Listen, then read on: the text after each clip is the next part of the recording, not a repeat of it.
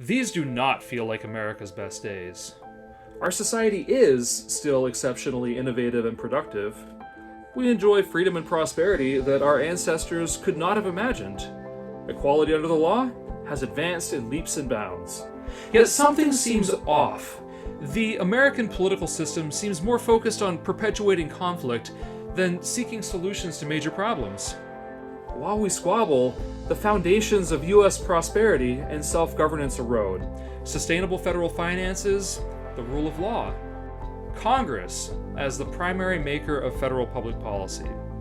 The integrity of the U.S. dollar faces external challenges from competing power centers abroad and from self-harm due to exploding debt burdens and other factors. Vague laws have empowered the president and other executive branch officials to make decisions that properly belong to Congress.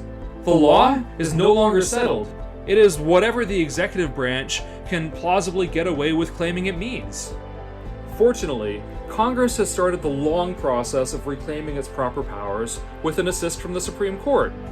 As a former congressional staffer with a constitutionalist outlook, I am deeply committed to re-empowering the people's representatives to do their job. Deciding what the federal government will do, how, to what extent, and in the public interest. Getting our national legislature to use good information to make good decisions, that's the priority. I have spent much of my 2 decades in the nation's capital city trying to figure out what is wrong with this place and how to get it working better. I have helped develop ideas into legislation and worked with diverse partners to refine them. Some have been adopted, others are moving in that direction, and some got dropped. The tough thing is that people often want one cool trick. A silver bullet to slay the beasts of dysfunction and acrimony. That does not exist. There are literally dozens of institutional problems, most with one or more possible solutions, or at least ways to soften them. Even just fixing the federal budget system has many pieces. Collectively, they would provide better information, capacity, and incentives for Congress to make thousands of substantive policy decisions each year. One book cannot go through everything, and this one does not try to. It focuses on the best approach for a balanced budget amendment to the U.S. Constitution and a handful of the most important statutory complements. It is by design far from exhaustive, but it should be enough to highlight the interplay between policy, politics, and process in upgrading a complicated institutional matrix.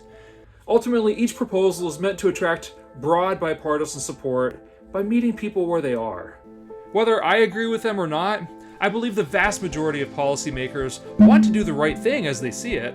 I have worked closely with Republicans, Democrats, independents, and others. Sometimes I have persuaded others, and sometimes they have persuaded me. That is how it should be. But minds don't always need to be changed. Some coalitions have a common goal, but for very different reasons. Others form by trading away what is less valuable to secure what is more valuable. That is not a compromise on principles. It is win-win negotiating. Congress needs more space for deliberation and deal-making. Today's deals too often add to the debt, undermine prosperity, weaken the rule of law, and make the future less bright, however.